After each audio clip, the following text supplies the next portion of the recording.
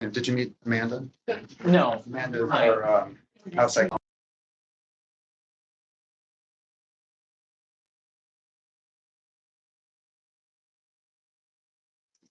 Oh, okay.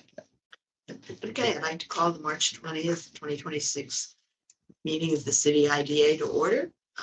First item is the fiscal audit committee for the 2025 audit.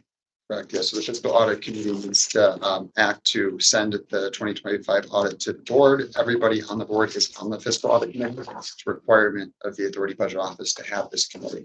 So we turn to the audit within your package here. You'll see that Cusack & Co., who's worked with us for a few years here, this is a new contract for them, completed our audit as of the end of the year. If you'd like to turn through page 4 within the audit, you'll see the assets that we have. Most of our assets are cash related to the fees the IDA collects on our projects. At the end of the year, 844,207. Total assets, 1,075,642. The note receivable is related to the Broadway Industrial Park project. There's a note about that on page 9. I don't think in 2043 any of us will still have that when it is due in full. That was an important piece of getting that land cleaned up environmentally, infrastructure in place, where you have like Marcella's and some of those other warehouses on Broadway. Total liabilities in that position, 1,075,642. Page 5, you'll see our revenues mostly come from the administrative fees, 571,812. That included the M&T Bank Arena last year and the YWCA project. Total revenues 602,190. Tonya and I worked hard to make sure that money that we have sitting in the bank, we're putting it to use to generate additional revenue for our projects and activities. 27,963 was our interest income. We have this in a savings account with NBT Bank, which is fully FDIC insured, and the year-end interest rate was 3.5%. And that's just, I found that interesting. It's a sweep account, so.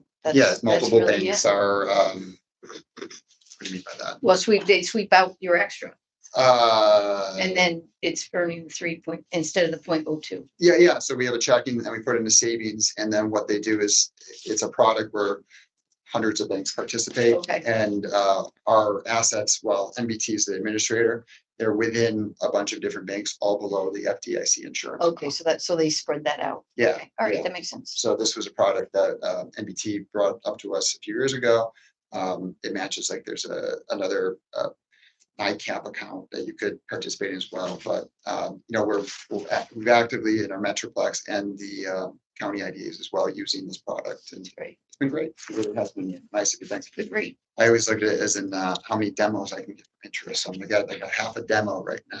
We could say on a blighted building with $27,000. It's that means you can do considerable things with that interest. Sure. The property held for development is only 30,000. Is that one? What is that property on Yeah, so page they 4? have 16 Winston Place and 223 Liberty Street. The auditors like to set aside properties that they see as suitable for development. They put a value to that based on funding that we put into it. So that's all set by the auditors. If you go farther into the packet, we do have our property report for the year. You'll see all the properties we own. Not to say that other properties we own are not available for development.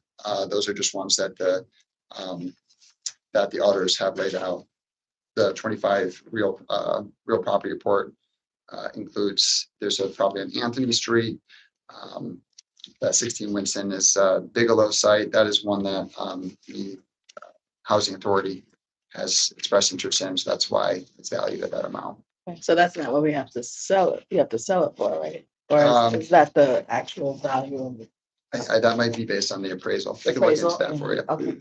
I tried looking at it on Google Maps. Is it an actual property or just a vacant lot? It's a vacant lot. So it's a parcel that we own. It was when some work was done up there related to, it's before my time, but Spectrum did some work to relocate on 890.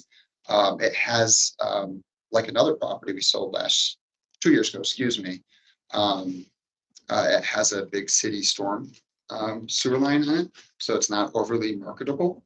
Okay. The housing authority though believes that they can utilize it, put a road over the city sewer line, and then have some additional housing units. They're going through the different financing programs right now to determine what they can do. So, we do whatever we can to try to put these properties back on the tax rolls. There's no reason for us to hold it.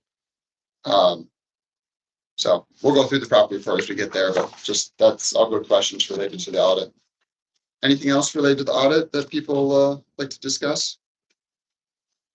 The action for the fiscal audit committee would be to move it to the agenda for the board. Okay, so I will entertain a motion to do that. I'll make that motion. Second. All in favor? Aye. We'll adjourn the fiscal audit committee, and now I will call the March 20th meeting of the city IDA to order. First item on the agenda is the approval of minutes. Without additions or corrections to minutes. You'll see that we for the treasurer's report first. The minutes are after the treasurer's report. Sorry about that. We'll go to the treasurer's. Well, no. You approve the minutes. I just meant in the order of the packet. Oh. Danielle went out on maternity leave. You can speak to this, and she helps quite a bit with this. So Tess is doing a terrific job, but I missed that one. Any additions or corrections to the minutes? Not, I'll entertain a motion to approve them. I'll move. Okay, second, I'll second it. all in favor? Aye. Now we'll go to the treasurer's report. Yep, not much difference to the first 2 months of the year. Cash on hand, $843,265. You'll see that we had to pay property taxes, $5,370. As if we take a property within the first taxable year, we are subject to paying taxes for all the tax rolls. You'll see our accounting fees and our management fees. I'm sorry, can you just say that again? So if you take a property in the beginning of the year, you're subject to pay that year's taxes as opposed to. If it's within, March 1st is the taxable status date. So if we take a property like we did with 354 Edison, and we took it mid-year because it was already on the tax rolls, Yeah. the IDA is subject to making the remaining portion of taxes due on that property. So at closing, it would prorate it based on what was paid already. So it's just one way so that the taxing jurisdictions aren't held thinking of this and funding that doesn't. Okay. Sorry.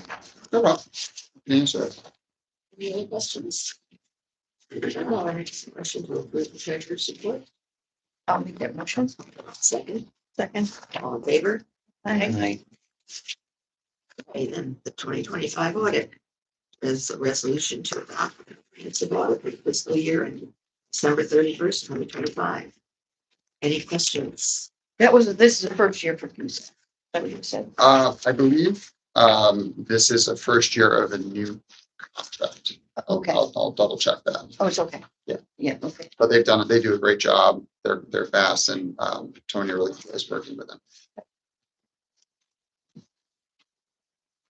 I take a motion then to adopt it.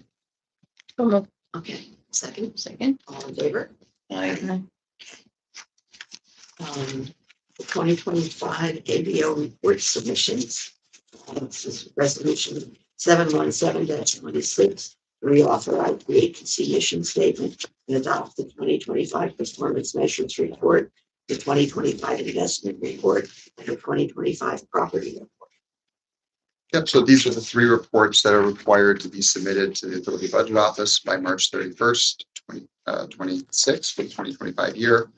In order here, you'll have the mission statement and performance report, results for 2025. Mohawk Harbor Arena was completed. That was a $55 million investment. Great use of land that was not paying taxes in anything beyond just the property, the land value, and has been successful for that complex. We've retained 100% of our jobs among existing projects. We've seen a 7.9% increase in employment in this year's reports. First year Tess did the report. She did a great job working with the companies to get their reports in. We've seen an 11% decrease in real property tax exemptions and a 5.7% increase in pilot payments. Mohawk Harbor Arena will be going into effect next year for the pilot.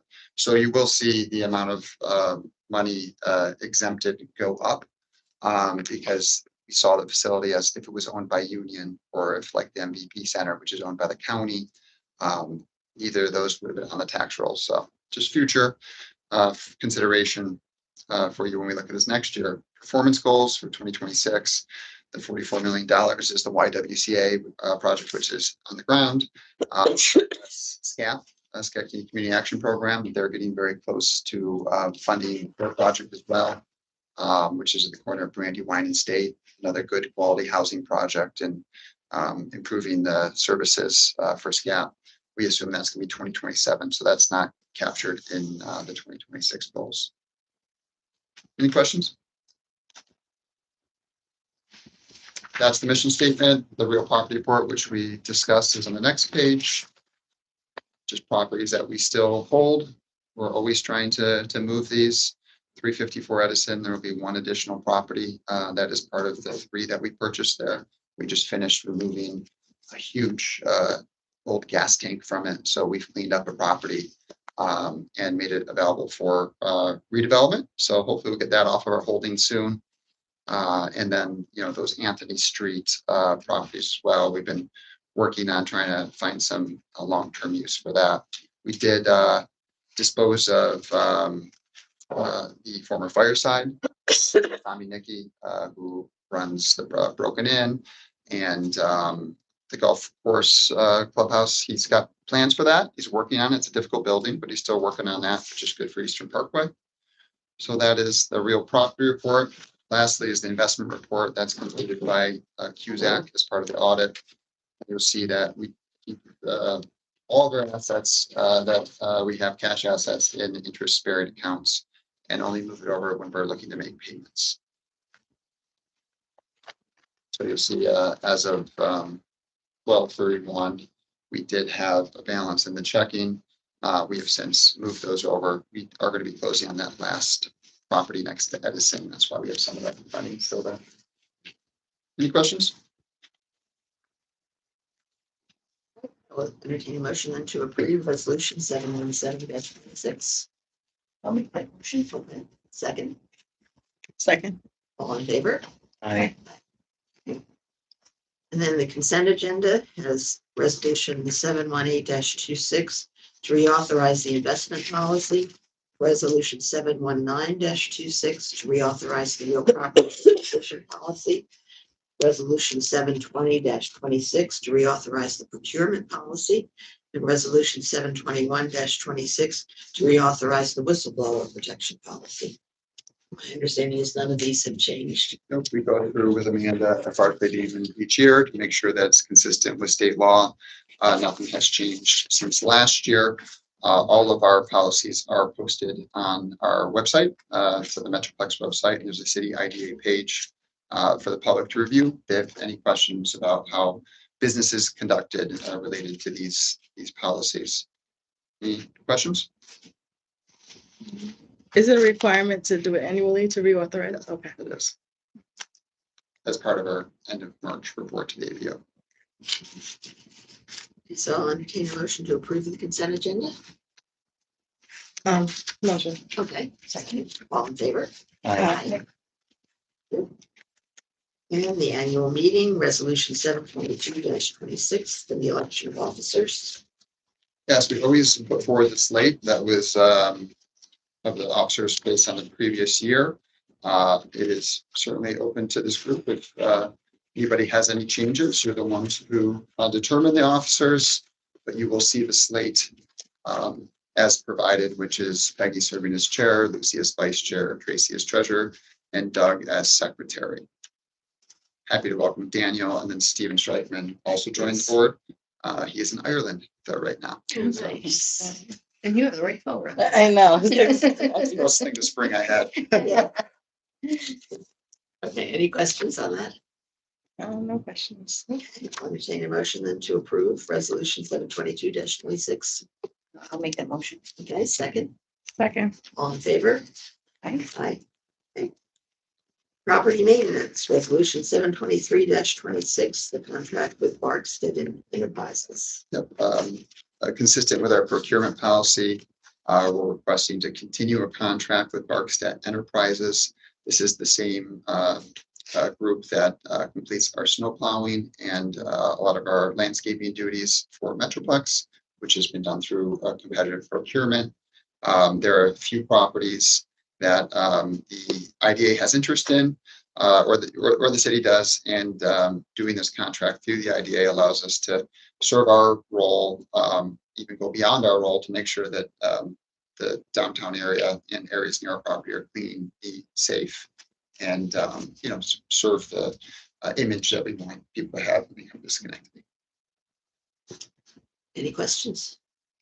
The people that I see in the morning, are they DSIC or is it part of this? In our parking lot, No, not in the parking lot, but like, close to State Street and then below State Street, or, yeah, I do. they have like a little four-wheeler type. Yeah. Yep, so that's Yeah. the downtown Schenectady improvement. That is, okay. In downtown, there's a service district where they are all tax and assessment based on their budget. Metroplex actually provides funding that's beyond that. It's double of what their assessment is Okay, to make sure that they have the staff and equipment to do even more and help the city keep downtown nice.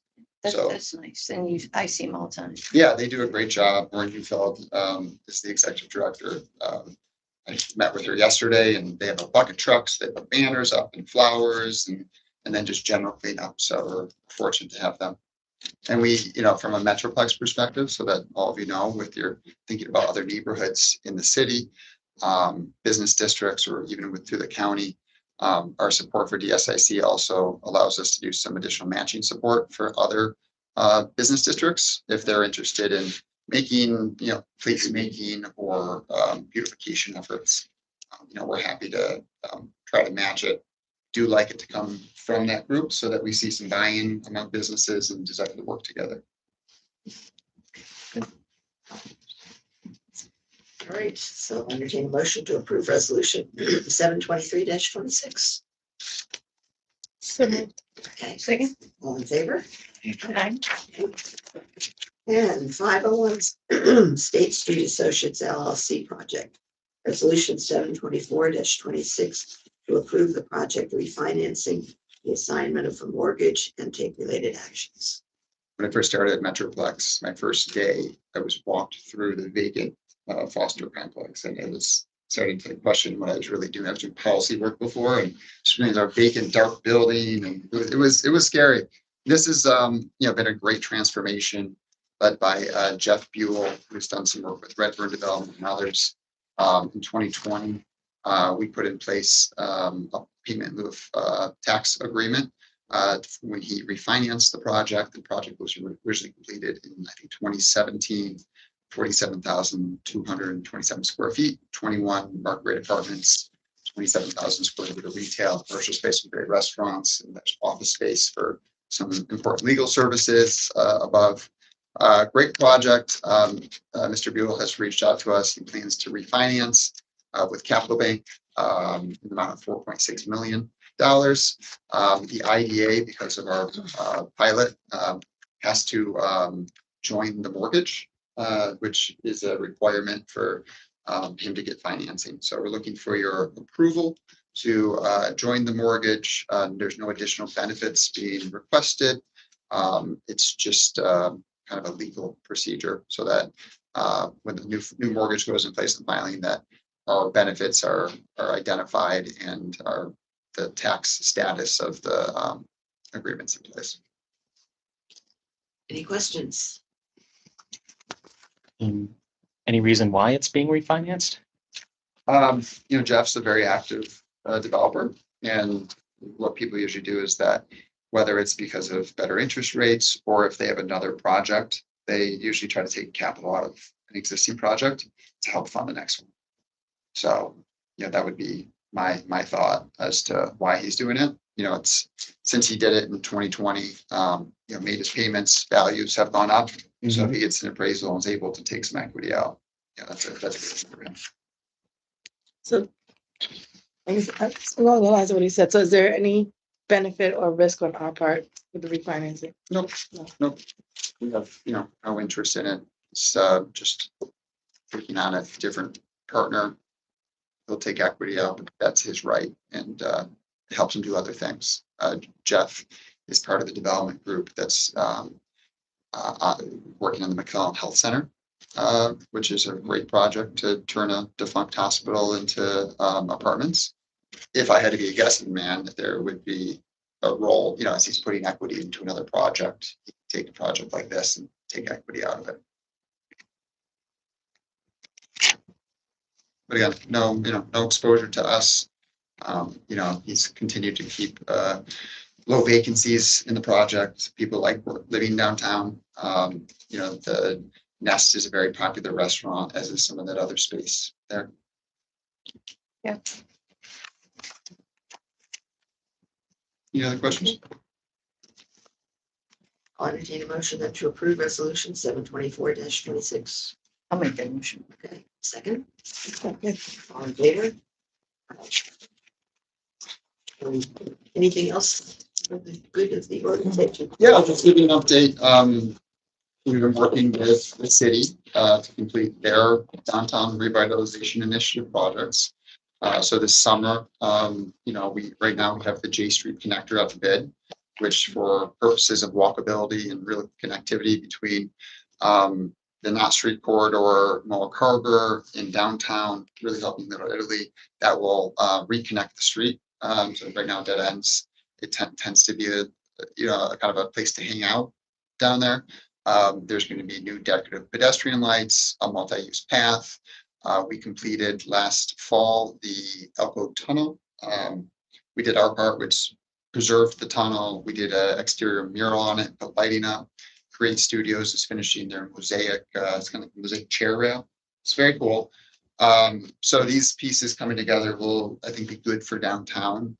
Union College and their board of trustees voted in favor of providing the land to allow the project to happen, as did that car wash there, Mr. Fusco, who owns it, Stockade South Wash. So we're out to bid and hopefully getting good competitive numbers back in 5 days now. The city also, with our assistance, we work collaboratively with them, put out the wayfinding package. So if you go to some cities, tourist destinations, you'll see nice signs that say this district that way, that district this way.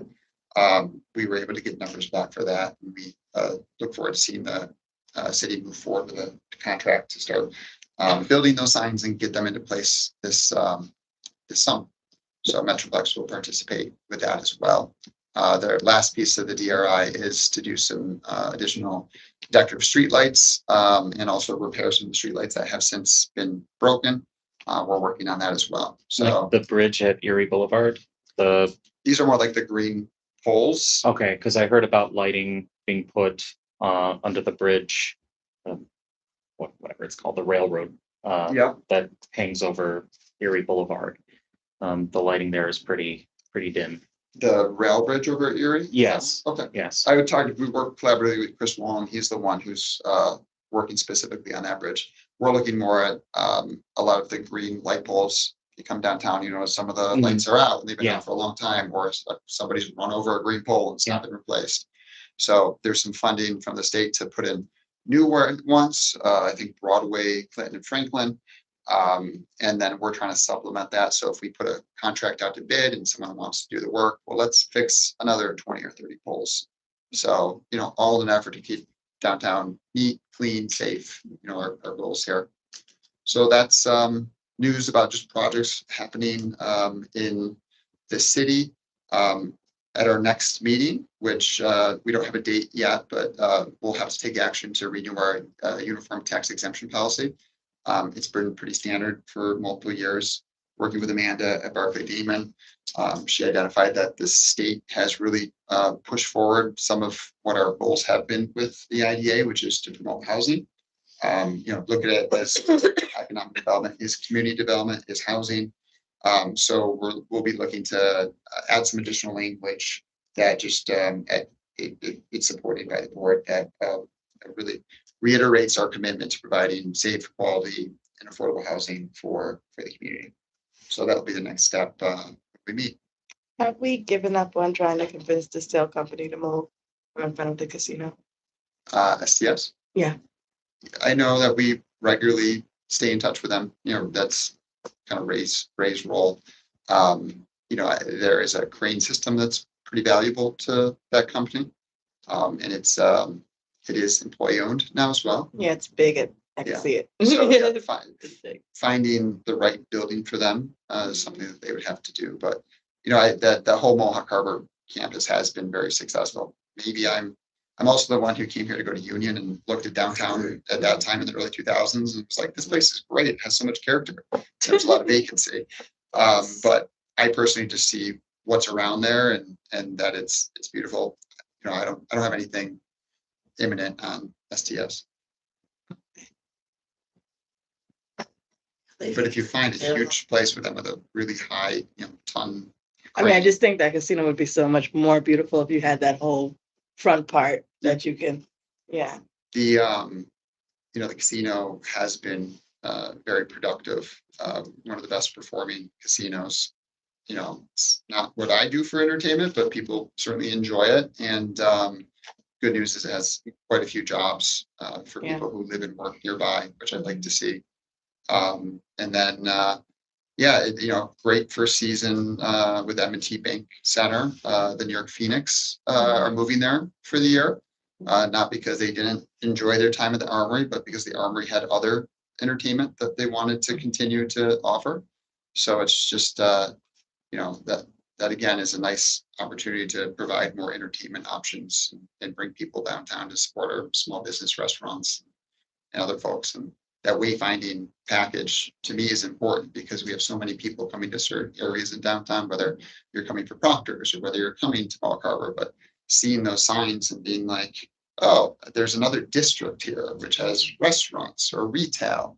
It's just been a further, lay the breadcrumbs to get people to explore a city more. I think that's a fantastic idea.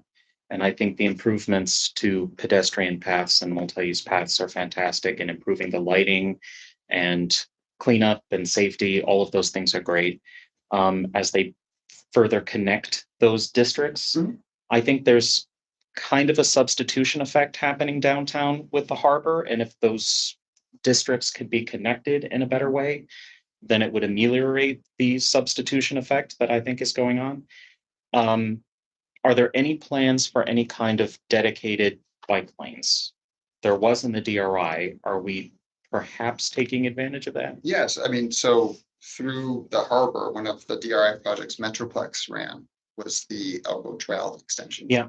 So that was completed. We have to do a little bit of cleanup work with some of the drainage and snow, the way snow was put, and we'll get that done. And then, as I said, the J connector will have a 10-foot multi-use path. So that about an area? That was a project done by the city a few years back. Someone who likes to bike, I wouldn't want to bike on Erie Boulevard. Electric bike. Yeah. You want electric bikes or pedal bikes? I think we're talking for bike lanes, it would be pedal bikes only. We can do like electric assist. But that's the point of the J connector, is to provide a more attractive and safer place for pedestrians and bicyclists to go through, whether you want to go through the Stockade, which I personally love doing, and East Front Street neighborhood, or if you want to go to the J connector, the signage will show pedestrians, hey, do you want to get downtown to the Arts and Entertainment District? There's this path along J Street, you go through Little Italy and you go through other areas. So Yeah.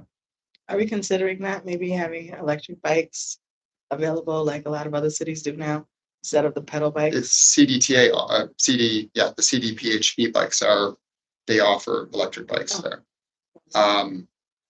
That would be something I would like to see touted more, we have a multimodal transportation hub downtown. I didn't hear about it until recently. I'm thinking about bike lanes more so in terms of economics. We might be looking at oil that could be $150 to $200 a barrel pretty soon.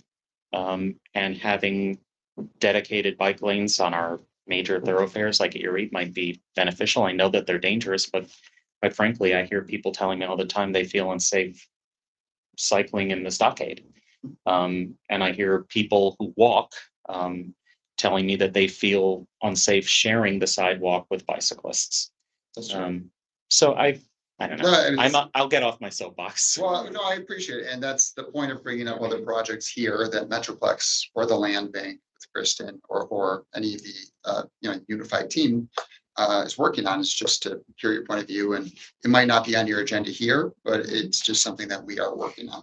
And so message is heard, and always reach out to me in between meetings if you have anything else that you think is an opportunity for other discussion. All right. Any other questions? If not, I'll entertain a motion to adjourn. I'll make the motion. Okay, second. Yes. In favor? Fine. Aye. Now, we've got Daniel and I. Come on. The first, the second, and then. Right.